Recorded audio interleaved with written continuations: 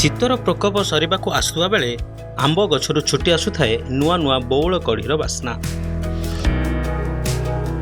ପୌଷ କାକରରେ ଆମ୍ବ ବଉଳର ବାସ୍ନାରେ ମହକି ଉଠେ ବାତାବରଣ।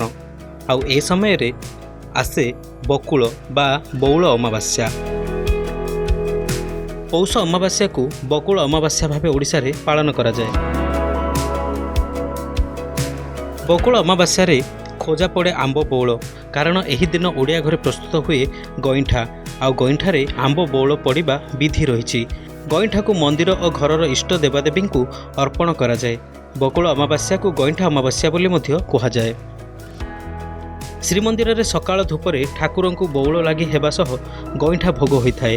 ଯାହା ବାଡ଼ିରେ ଆମ୍ବ ଗଛ ଅଛି ସେମାନେ ଏହି ଦିନ ଗଛ ମୂଳକୁ ଗୋବରରେ ଲିପି ଚିତା ପକାଇ ସନ୍ଧ୍ୟାବେଳେ ଗଛ ମୂଳରେ ଗଇଁଠା ଭୋଗ କରି ବକୁଳ ଅମାବାସ୍ୟା ପାଳନ କରିଥାନ୍ତି।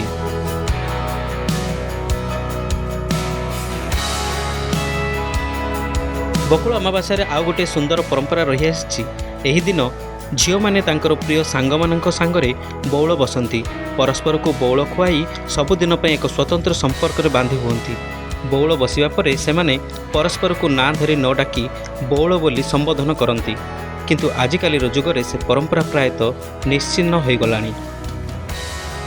ବକୁଳ ଅମାବାସ୍ୟା ତିଥିରେ ହିଁ ସୃଷ୍ଟିର ପାଳନକର୍ତ୍ତା ଶ୍ରୀ ବିଷ୍ଣୁ ବରାହ ଅବତାର ନେଇଥିଲେ, ଯାହାକି 10 ଅବତାର ମଧ୍ୟରୁ ତୃତୀୟ ଅବତାର।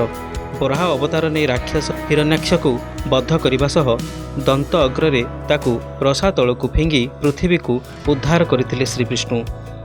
ତେଣୁ ଏ ଦୃଷ୍ଟିରୁ ମଧ୍ୟ ବକୁଳ ଅମାବାସ୍ୟାର ଆଧ୍ୟାତ୍ମିକ ମହତ୍ତ୍ୱ ରହିଛି। Bureau report, BS news today.